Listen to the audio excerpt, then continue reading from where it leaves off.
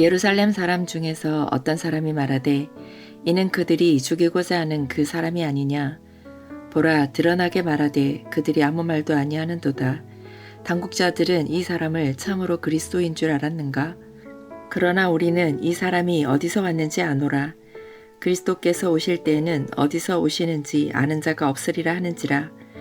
예수께서 성전에서 가르치시며 외쳐 이르시되 너희가 나를 알고 내가 어디서 온 것도 알거니와 내가 스스로 온 것이 아니니라. 나를 보내신 이는 참되시니 너희는 그를 알지 못하나 나는 아노니 이는 내가 그에게서 났고 그가 나를 보내셨음이라 하시니 그들이 예수를 잡고자 하나 손을 대는 자가 없으니 이는 그의 때가 아직 이르지 아니하였음이로라. 무리 중에 많은 사람이 예수를 믿고 말하되 그리스도께서 오실지라도 그 행하실 표적이 이 사람이 행한 것보다 더 많으랴 하니 예수에 대하여 무리가 수군거리는 것이 바리새인들에게 들린지라. 대제사장들과 바리새인들이 그를 잡으려고 아랫사람들을 보내니 예수께서 이르시되 내가 너희와 함께 조금 더 있다가 나를 보내신 이에게로 돌아가겠노라. 너희가 나를 찾아도 만나지 못할 터이요 나 있는 곳에 오지도 못하리라 하시니 이에 유대인들이 서로 묻되 이 사람이 어디로 가기에 우리가 그를 만나지 못하리요? 헬라인 중에 흩어져 사는 자들에게로 가서 헬라인을 가르칠 터인가? 나를 찾아도 만나지 못할 터이요 나 있는 곳에 오지도 못하리라 한 이 말이 무슨 말이냐 하니라.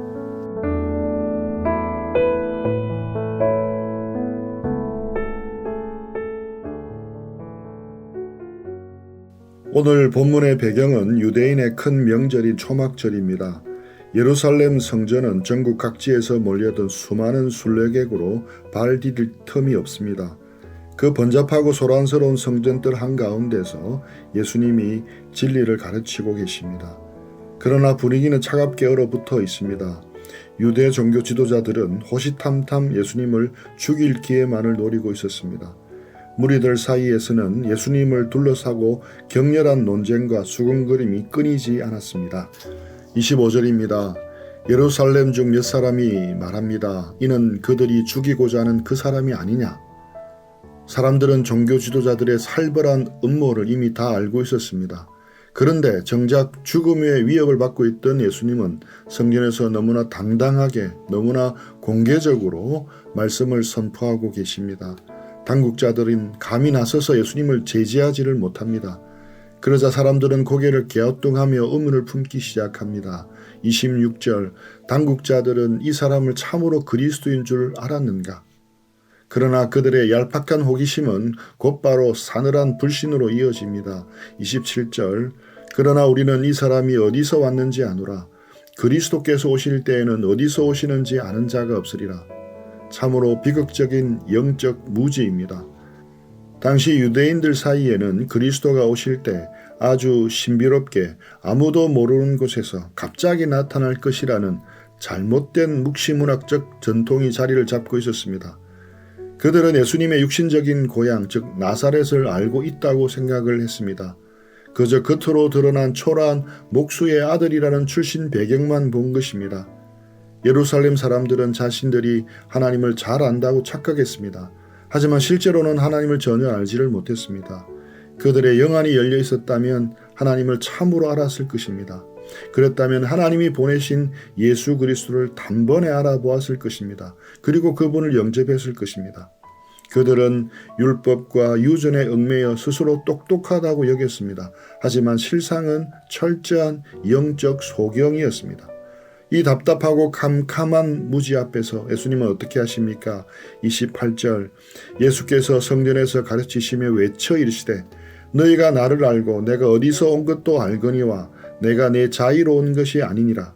나를 보내신 이는 참되시니 너희는 그를 알지 못하나. 예수님은 성전에서 가르치시며 외쳐 이르십니다. 주님은 단순히 목소리를 높이신 것이 아닙니다. 헬라어 원어를 보면 이 외치다라는 단어는 영혼 가장 깊은 곳에서 터져나오는 애끓는 절규입니다. 외쳐 이르시되 라는 단어에는 주님의 심정이 고스란히 담겨 있습니다. 너희가 나를 알고 내가 어디서 온 것도 알거니와 내가 내 자의로 온 것이 아니니라. 예수님의 말씀은 단호합니다. 너희는 내 육신의 껍데기만 알 뿐이다. 내 영원한 출처는 전혀 알지 못한다. 나를 보내신 이는 참되시니 너희는 그를 알지 못하나. 무서운 말씀입니다. 스스로 여호와 하나님을 가장 잘 안다고 자부했던 유대인들이었습니다. 그들을 향해 성부 하나님을 모른다고 선언하신 것입니다. 하나님을 모른다는 것은 곧 영적인 사망을 의미합니다. 폐가처럼 버려진 그들의 영혼은 종교적인 열심으로 포장되어 있었지만 그 중심에는 참 생명이 없었습니다. 27절에서 주님은 선포하십니다. 나는 아노니 이는 내가 그에게서 났고 그가 나를 보내셨음이라. 이것이 요한복음 전체를 관통하는 핵심 주제입니다. 예수님은 성부 하나님과 본질적으로 하나이심을 선포하십니다. 그분은 창세전부터 영광 가운데 계셨던 하나님의 독생자이십니다. 예수님을 모르면 하나님을 모르는 것입니다. 예수님을 떠나서는 아버지를 만날 길이 없습니다. 예수님은 이 땅에 우연히 던져진 존재가 아닙니다. 하나님의 철저한 작정 속에서 오셨습니다. 영원한 신성을 품고 이 낯선 세상에 오셨습니다. 그분은 우리의 유일한 구원자이십니다.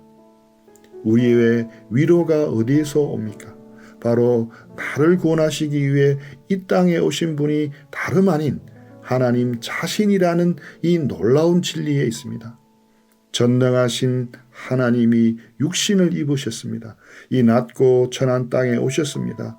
나를 향해 긍휼의 음성으로 외치시고 계십니다. 이 사실이 우리의 유일한 소망입니다. 그런데 위대한 진리가 선포되었을 때 세상은 어떻게 반응합니까? 참빛이 어둠에 빛이 돼 어둠이 깨닫지를 못합니다. 30절 그들이 예수를 잡고자 하나. 진리를 듣고 가슴을 치며 회개를 해야 합니다. 하지만 그러지 않습니다. 오히려 폭력으로 진리의 입을 틀어막으려고 합니다. 이러한 유대인들의 모습은 인간의 본성이 어떤지를 보여줍니다. 절망적으로 악하다고 부를 수밖에 없는 적나라한 현실입니다. 그런데 바로 이 절망의 순간 우리의 가슴을 벅차게 하는 진리를 마주하게 됩니다. 30절 하반절입니다. 손을 대는 자가 없으니 이는 그의 때가 아직 이르지 아니하였음이로라. 적대자들의 살기가 등등했습니다. 곧바로 체포하여 끌고 갈 기세였습니다. 그러나 그 누구도 예수님의 옷자락 하나, 털끝 하나를 건드릴 수가 없었습니다. 왜입니까? 하나님이 모든 것 위에 주권자로 계시기 때문입니다. 하나님의 선하신 목적은 반드시 이루어집니다. 세상의 그 어떤 권력도, 사탄의 그 어떤 간교한 계략도, 타락한 인간의 그 어떤 분노도 하나님이 정해놓으신 시간표를 단 1초라도 앞당기거나 늦출 수가 없습니다. 주님의 때는 창세전부터 성부와 성자가 언약하신 영광의 때, 바로 십자가 대속의 시간입니다. 이 거룩한 때는 인간의 분노나 정치적 음모로 결코 조작할 수 있는 것이 아닙니다. 이 말씀이 험한 세상을 살아가는 우리에게 큰 격려가 됩니다. 세상이 우리를 물어뜯으려고 하고 억울한 문제와 여러 가지 고난으로 우리를 벼랑 끝으로 내모는 것 같아 두려울 때가 있습니다. 그럴수록 주님을 바라보면서 용기를 내고 담대해야 합니다. 우리의 생명과 호흡, 우리의 남은 생의 모든 때는 오직 절대 주권자이신 하나님의 손 안에 있습니다.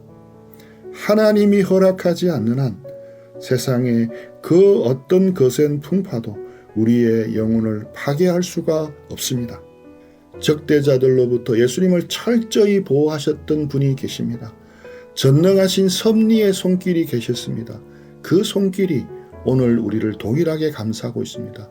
우리는 예수 그리스도의 보혈 안에서 하나님의 자녀가 되었습니다. 이것을 굳게 믿으시기 바랍니다. 이어서 31절을 보면 무리 가운데서 또 다른 반응이 나타납니다. 무리 중에 많은 사람이 예수를 믿고 말하되 그리스도께서 오실지라도 그 행하실 표적이 이 사람이 행한 것보다 더 많으랴 하니. 모든 사람이 예수님을 배척한 것이 아니었습니다. 하나님의 은혜가 임한 자들도 있었습니다. 창세전에 택함 받은 자들은 그 어둠 속에서도 빛을 발견했습니다. 비록 그들의 믿음이 표적에 의존하는 불완전한 믿음이었을지도 모릅니다. 하지만 성령께서 닫힌 마음을 열어 구원의 자리로 나오게 하셨습니다. 오직 은혜로밖에 설명할 수 없는 기적입니다. 그들은 예수님이 행하신 기적과 표적들을 보며 믿음을 가지기 시작했습니다. 요한복음의 관점에서 볼 때 전혀 믿지 않는 것보다는 표적을 통해서라도 믿는 것이 훨씬 낫습니다. 우리 주님의 은혜는 참으로 넓고 깊습니다. 이렇게 연약하고 이기적인 믿음의 불씨조차도 결코 함부로 끄지 않으십니다. 여러분 안에 있는 믿음이 때로는 초라하고 계산적으로 보일 수도 있습니다. 하지만 그 시선이 주님 십자가의 주님을 향하고만 있다면 괜찮습니다. 주님은 그 작은 믿음을 자라게 하십니다. 그리고 마침내 온전한 구원으로 이끌어 주십니다. 하지만 이 작은 구원의 불씨를 짓밟으려는 어둠의 세력이 곧바로 움직입니다. 32절입니다. 무리가 수군거리는 것을 바리새인들이 들었습니다. 그들은 가만히 있지 않았습니다. 대제사장들과 바리새인들이 합세하여 하속들을 보냅니다. 바리새인들은 대중의 움직임에 아주 민감했습니다.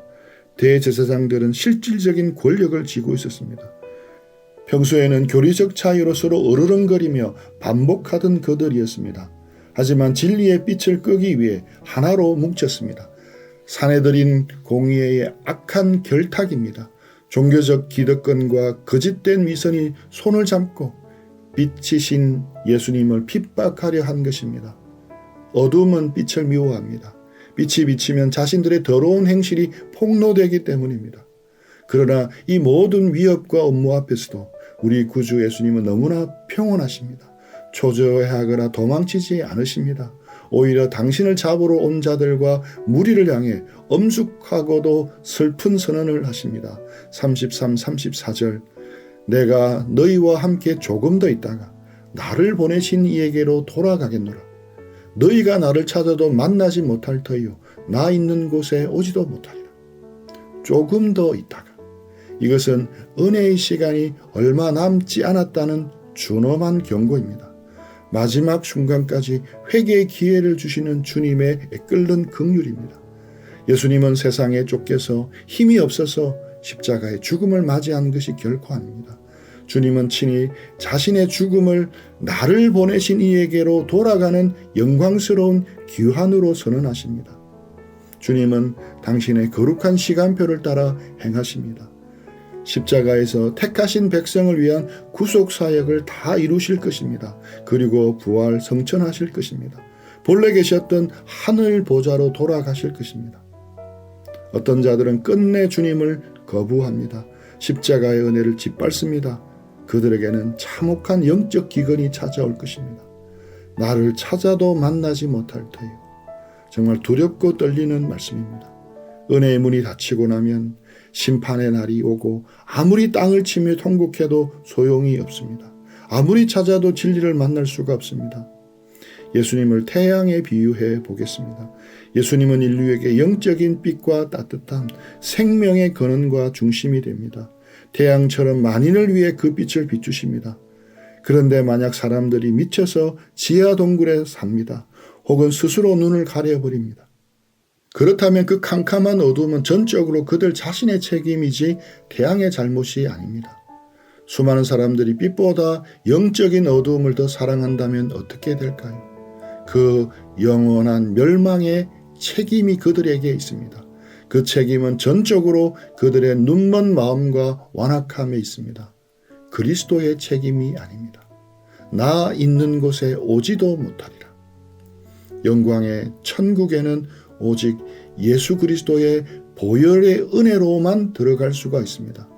어떤 자들은 스스로 어렵다 여깁니다. 그리스도를 거부합니다. 그들은 교만합니다. 그들은 결코 그곳에 발을 들일 수가 없습니다.